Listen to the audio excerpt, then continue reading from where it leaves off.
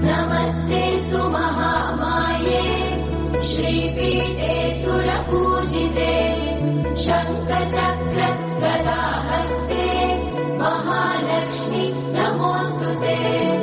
नमस्ते गरुडारूढे कोलासुरभयङ्करी सर्वपाप हरे देवी महालक्ष्मी नमोऽस्तु ते।